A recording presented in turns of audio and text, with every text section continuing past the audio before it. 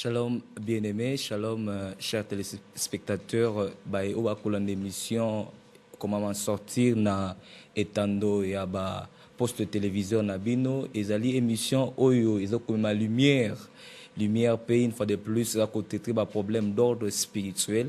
Une émission conçue par l'apôtre Emengium et une fois de plus Nali Ngoma Mobimba Yaba Santo Nyonso ensemble de saints et tombé de bino Boutou et là mon encolé sur Massia et en autre émission où comme les sous Paul na likambo etali lobby kwa centre na likambo etali combat spirituel la moussa de kwa li pembe na yo la moussa Libota Mobimba parce que le Seigneur Jésus veut vous parler Alinga Lobelabino à travers le oin de Dieu.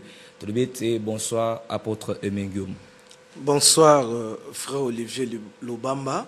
Les canisini nous allons pour na basanto nyonso un mot pour na introduction na biso émission na biso. Voilà, merci bien-aimé. Ezali émission comment m'en sortir.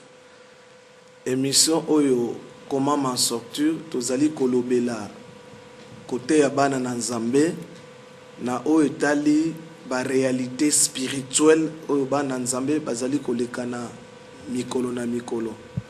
To constater ete ebele na bana Nzambe bazo sambela mais bazo mona ke ba changement ezo mona na te na kati ya ba vie na bango.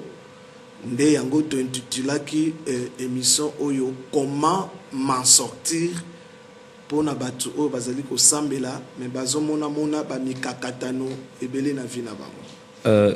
Bien l'apôtre mais pour na ezali et anonayo par rapport à lumière na tina émission comment m'en sortir mais moto na ngeza na lombango penza na tina koyebete ozali kopesa beaucoup plus place ni na likambo etali combat spirituel na vie ya mokristo qui représente le combat spirituel beaucoup plus pour un chrétien parce que toyebete l'écriture et koloba boye que bae obazwami na kat na Yesu condamnation mon côté zakat na bango raison pour laquelle l'apôtre Paul peut avoir que si je vis ce n'est pas moi qui vis mais c'est Christ qui vit en moi donc na lingina le ba été place nous dit kopesa na tina na combat spirituel na vie à mon Christ quelle est la place du combat spirituel dans la vie du chrétien. Oui, merci. Le combat spirituel ezali réalité ba écriture ezali kolobela yango. L'apôtre Paul a dit que nous n'avons pas à combattre contre la chair et le sang, mais contre les dominations, les principautés, les esprits méchants dans le lieu céleste.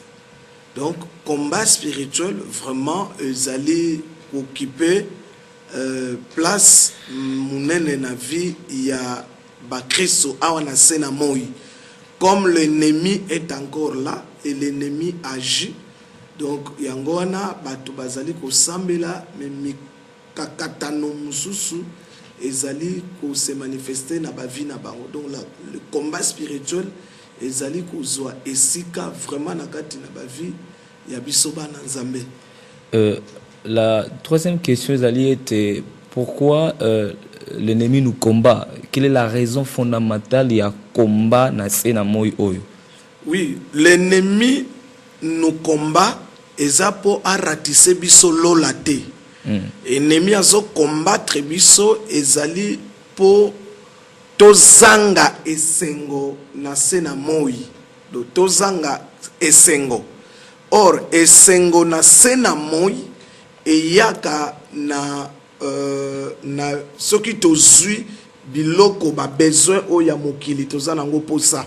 Kozwa musala, kozwa libala, kozwa voyage, donc biloko wana nde esalaka mutu azala na esengo na se na moi. Maintenant ennemi azali ko combattre domaine wana pour que batu bazwa yango te, pour que bazanga esengo na moi. Or soki mutu azangi esengo, c'est facile que afinga Nzambe. C'est facile que mutu kondima esila.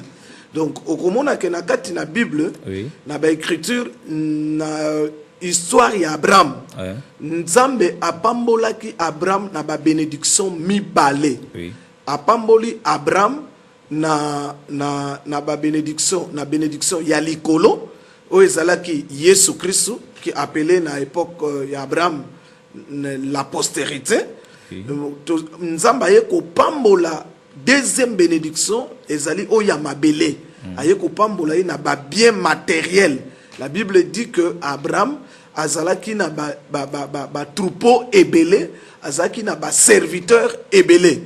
Maintenant soki Nzambe apambolaka Abraham kaka na lipamboli ya lola ya likolo, et que apambolaki Abraham na lipamboli ya mabelete, omoni ke vie ya Abraham na sena moi elingaki ezala na ba difficulté. Nzambe lokola yebaki que Abraham azali nanu na mabele, azana ba besoin ya ko résoudre, ya ko lia, ya ko lata, nde Nzambe apesaki ba bénédiction terrestre. Okomona Israël na Égypte bazaki ba esclave, mais jour bazobima Nzamba pambolaki bango tango bazwaki biloko epa ya ba égyptien pour que nanzela bakokana kolia, bakokana kolata. Nzambe apambolaka toujours mutu na lolenge mibale. Donc il y a la bénédiction céleste, c'est Jésus-Christ, croire en Jésus comme sauveur et Seigneur. Et deuxième niveau, c'est la bénédiction terrestre. Tozali nango bonsenga. Mais c'est là où l'ennemi a kotaka na deuxième bénédiction qui est terrestre pour na ko compliquer biso ba vie pour que ozo sambe la mingi mais vie ezo changer te. Voilà un peu donc vie ezo changer te tomandengo tsikoloba kasi na lingna loba ete lo lenge kana ko kokota beaucoup plus na vie ya mo Kristo pour être lobi likambo etali bénédiction aux terrestre, bénédiction physique pour être moté bana kobika malamu na se na moi o mais lo lenge kana siko mongu na ko imposer souffrance na kat na vie ya mo Kristo. Comment est-ce qu'il procède? Voilà, il faut totanga na makomami. Amen. Tozali na Ecclésiaste chapitre 7 verset 14. Ecclésiaste 7 verset 14. Ecclésiaste 7 verset 14 et komami. Totangi. Au jour du bonheur, sois heureux. Oui. Et au jour du malheur, réfléchis. Amen. Donc là, c'est le bien-aimé Salomon, Mutazali Koloba. Abi namokolo yesengo sepela, mais namokolo ya pasi réfléchir. Mais ce qui, pour nous compléter verset oyo. Amen. Tokotanga mbalamoko, le bien-aimé Jacques. Le bien-aimé Jacques Alobi, tout ça dans Jacques chapitre 5. Jacques chapitre 5. Jacques chapitre 5, verset 13. Verset 13. Jacques Alobi Boye. Quelqu'un parmi vous est-il dans la souffrance qu'il le prie? Jacques Alobi, Atouni. Et c'est Katinabino, il y a quelqu'un qui est dans la souffrance. À Sambela. Kuna Salomon Alobi que Namokolo ya pasi réfléchir. Donc Tozana Salomon, Tozana Jacques. Salomon Alobi Namokolo ya pasi Kanisa. Jacques Alobi Namokolo ya pasi Sambela. Alors il faut to balisa siko bango mi bale. To balisa bango ndenge nini. Ezake na mokolo ya pasi na kokanisa sur nini avant que na prier. Donc avant na prier, il faut na yeba kokanisa. Siko na kokanisa sur nini? Na kokanisa na question oyo. Amen. Pasi na ngai e uti wapi. C'est la grande question qu'il faut se poser na mokolo ya pasi. Donc mutunyo sotanga za na pasi, il faut avant nan à se poser question. Pasi na ngai e utaka wapi. Donc nako tunaka question wana e komema yo oyeba na koyeba origine ya souffrance na yo. Oyeba origine ya souffrance na yo. Et pour na koyeba origine, il y a trois origines ya souffrance na vie ya moto. Il y a trois origines ya souffrance. Oui. Il y a première origine, ezali origine oyo ya pasi oyo ezali ko uta epa ya Nzambe. Deuxième origine, ezali origine oyo ezo uta epai na masumu na mutuye moko to na ba péché. Et troisième origine, ezali origine oyo ezo uta na ennemi. Donc to bandeli na origine na liboso. Donc tangu naza na pasi na mituni question, pasi nanga ezo uta wapi? na bandinga moko est-ce que pasi nange ezouta epa nzambe est-ce que origine nango eza nzambe po pasi oyo ezouta epa ya nzambe kombo nango ezalaka épreuve wana toza na livre ya Jacques na chapitre liboso épreuve ezali pasi oyo nzambe atindaka na vie ya mutu pona ebota makambo mibale do bandeko o bazolanda ngai bolanda nga na bokebi parce que soki oyebi ko réfléchir te oyebi ko trouver ba réponse na réflexion na yo te okosambela mabe. Beaucoup de chrétiens prient mal. Pourquoi? Parce que bakokana koyeba d'abord te origine ya souffrance na ye. Batu nyonso bakanzaka ke origine ya souffrance eza ba démon. Eza ba démon te. Nzokande ba souffrance mususu eza nango ba démon te. Souffrance mususu ekozala nzambe muto atindi yango. Souffrance pe mususu ekozala ba péché ya muto. Donc il faut maintenant qu'on pose question. Au mituni yomoko yango pasi na ngai ezo utaka wapi. Yango tolobi ke ya liboso origine ezali ezo uta epa ya nzambe. Pasi o ezo uta epa ya nzambe babenga kango épreuve. Pourquoi nzambe il faut atinda pasi na vie ya Mokristo? Nzamba zotinda pasi na vie ya Mokristo ezali pona kobota makambo mibale na kati ya Mokristo. Siko makambo ngo za nini boko? Likambo ya liboso oyo nzamba linga botisa na kati ya Mokristo ezali la patience. Chrétien soko lingo tambola na nzambe il faut zala un homme patient. Soko za na patience te okotikala ka kotambola na nzambe te okomona ka loboko ya nzambe te. Beaucoup de gens bazo loba na munoko nazana nzambe nazalaka na nzambe mais nzokande atambola ka ye moko atika na ye nzambe quelque part pona nini parce que nzambe a constaté que ye aza patiente. Deuxième eloko o esala que nzamba tinda épreuve souffrance na vie ya Mokristo ezali pona kokolisa foi na biso. Bible lobi boy ba écriture lobi que la foi vient de ce qu'on entend. Et ce qu'on entend, c'est la parole de Dieu. On a tout ça dans Romains 10, 17. Donc, tant que tu yoka kalilo banan zambe, et puis ça kabiso foi.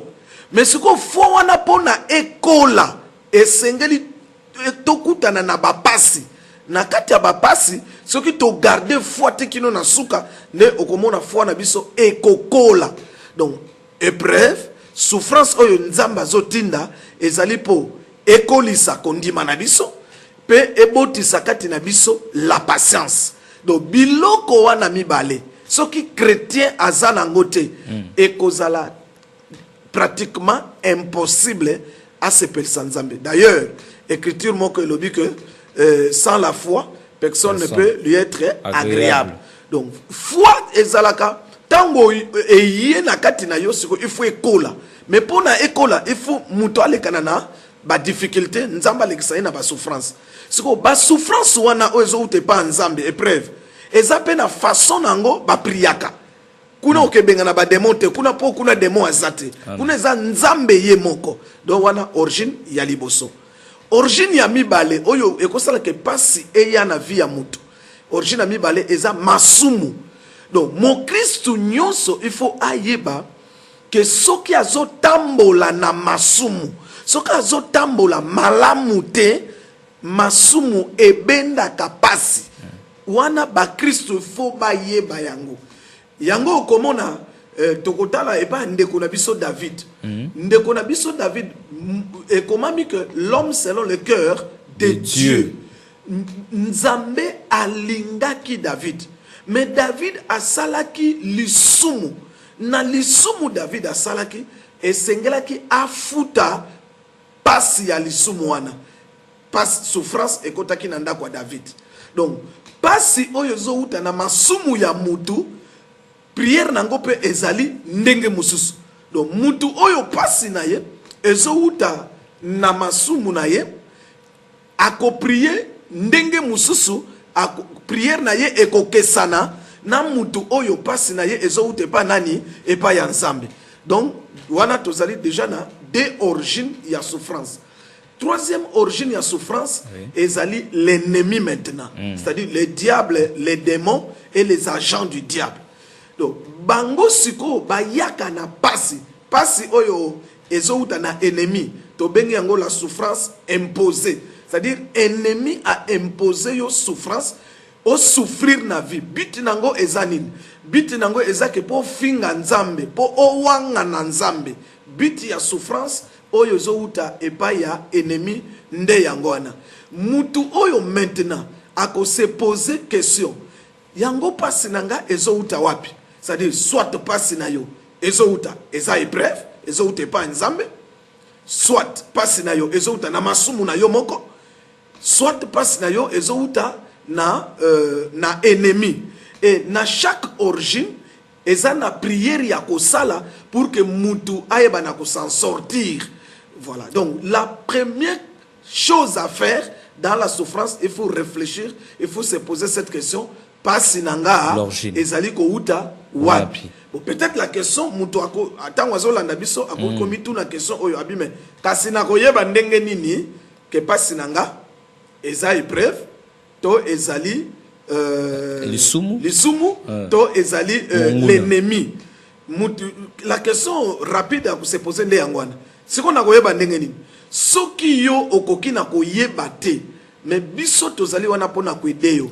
Donc le Seigneur a établi ce serviteur ezali po ba aider bana na nzambe. Donc ndeko yo oyo zolandanga osambelaka. Ici je m'adresse na bato basambelaka. Na zali ko s'adresser na ba païen te po ba païen bazalaka na message ka moko. Païen azana message moko bongola motema. Donc soki nano bongoli motema te kolanda makambo te.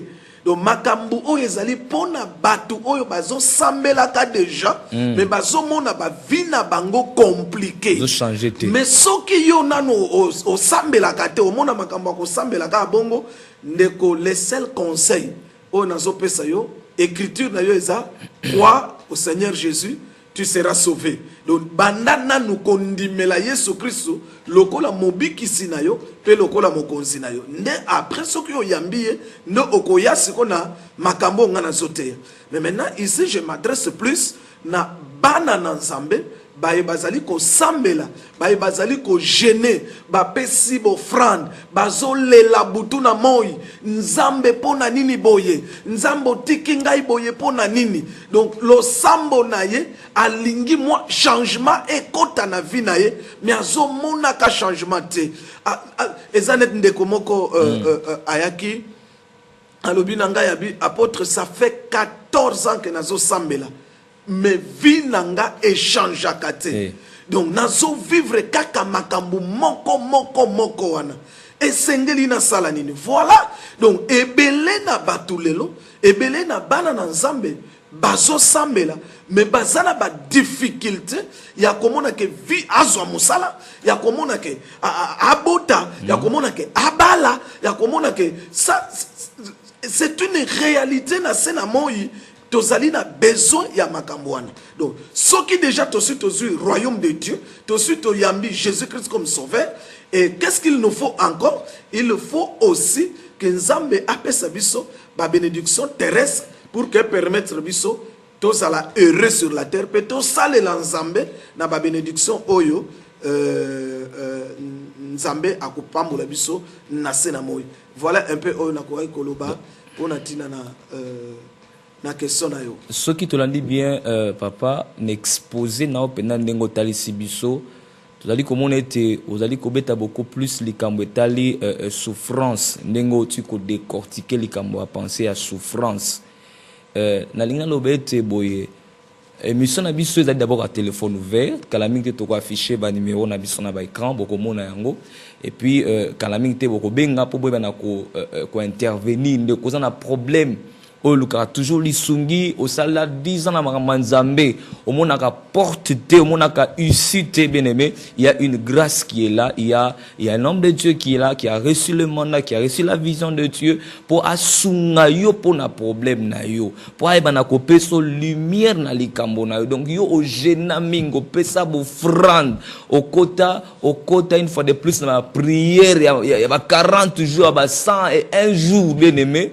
calamité toujours ça une fois de plus ba numéro à l'afficher na écran bon mona yango na C bon mona ba numéro à l'afficher to ko bisa bino bana ko intervenir papa na lombango penza tango ba likambo etali souffrance imposée votre particularité vraiment parce que likambo etali combat spirituel peu de délivrance toujours mona yango à travers la vie de Kinshasa ba union so ba benga basana nzambe bazolo bela mingi makambo etali délivrance mais votre pierre de touche penda ezali wapi na likambo etali souffrance.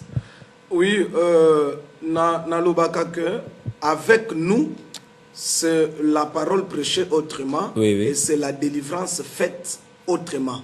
Mutu na mutu azalaka na grâce nae. Amen.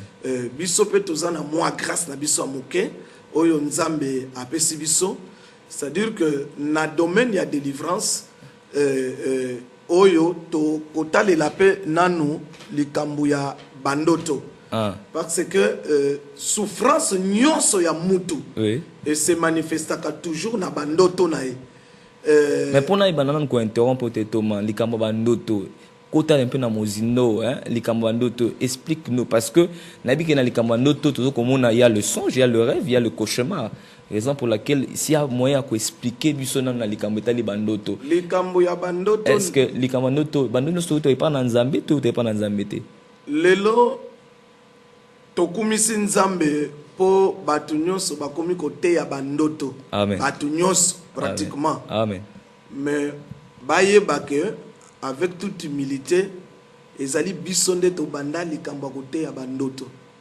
Je suis le premier pasteur na 2001 na radio RTP nde na banda kote ya bandoto ata mutu moko te nalandaka ba chaîne nyonso à l'époque na 2001 donc ba calculer ka na 2001 ba chaîne nini chrétienne ezalaka c'est qu'on a ba chaîne chrétienne wana nalandaka bango nyonso natali ata mutu moko te abanda kote ya bandoto nde na yaka komata na RTP na radio na émission ya bandoto e banda kozala téléphone ouvert lelo tokumisi nzambe que ba pasteur nyonso ba komi kote ya bandoto mais malheureusement avec nos pasteurs soki siko tuniye likama bandoto akoloba ye mutu abanda c'est le malheur ané ka Kinshasa to regretta kango et que ba pasteur baza ba malhonnête ba lingi ko reconnaître te loko moko te donc avec toute humilité biso nde to banda mateya o wana do naza pasteur ya liboso o ya banda eloko wana na radio na RTP.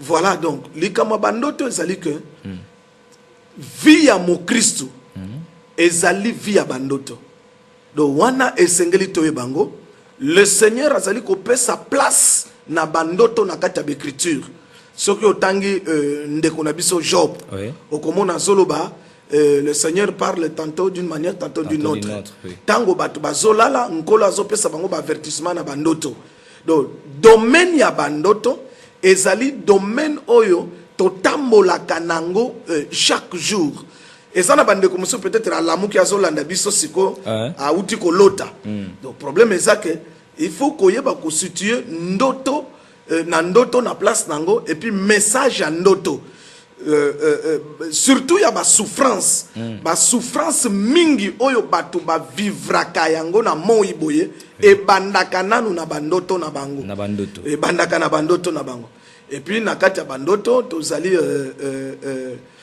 donc wana tokoyebisa bandeko na ba question okoposer et puis soko za na ndoto na yo okobenga pe olobi ndoto na yo tokoki ko aider yo na kopesa yo ndimbola pe kopesa ba directive soko ezali to pesa ba directive parce que bana na nzambe sengeli bayeba ke bandoto mususu ezalaka ya malamu e uti pa ya nzambe ezali message bandoto mususu eko uta na makanisi ya mutu tango batu ba monaka makambo na moi bakanisi na butu okoki na ko lota yango et puis troisièmement bandoto mususu e utaka epa ya ennemi pour que a imposer mutu ba malheur ba souffrance. Voilà un peu au tokolo bana moi mukuse na likambo oyo tali bandoto mais monde ya souffrance etambolaka toujours na bandoto.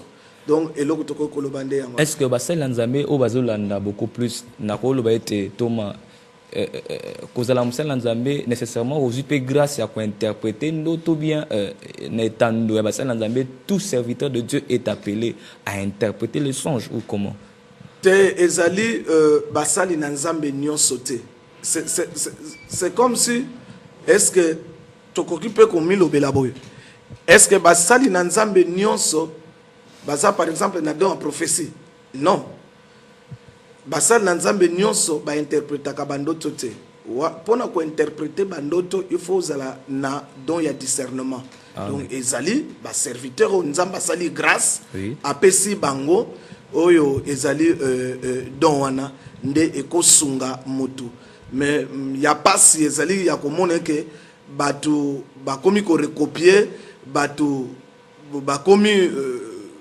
mutu na mutu kosala oyo ya alingi bon l'essentiel est que musala na nzambe kende liboso ban na nzambe bakangolama nde auto kokina kolo mon sang tout place aux alliés qu'on a beaucoup plus avec attention aux alliés exposés à mon nzambe par rapport likambo etali souffrance imposée donc il y a beaucoup plus de paix dans likambo etali bandoto bien aimé bandoto ça aspect moko beaucoup plus spirituel o esengeli na yote bana ko négliger peut être na bandoto kola ko bana ko fungolo ba secret kola ko bana ko tali so même mabomba mi o une fois de plus ya lobby na yo o yeba kité mais na nzela bandoto nde ko yeba yango raison pour laquelle sengolo luka mosel na nzambe waza na grâce obenga na tango oyo po ete grâce epesa melio mosel na nzambe waza liboso na bino une fois de plus pour na kotalisa problème na yo ya bandoto problème ndoto no lotalem sous sali 2 ans et ça la 2 ans 3 ans 4 ans aux autres interprétation na ngote mais le chose ko souffrir bien aimé ils allaient souffrance au monguna imposa ki yo na nzela ndoto mais yo ibandi ko discerner te on te peut une fois de plus grâce au peu faveur au benga biso na ba numéro d'aller afficher benga biso na ba numéro d'aller afficher o bana ko intervenir o bana ko exposer problème na yo benga biso na numéro o ya Vodacom 081 68 64 473 na bandeli 081 68 64 473 benga biso pe na 089 80 72 540 Tobandeli 089 80 72 540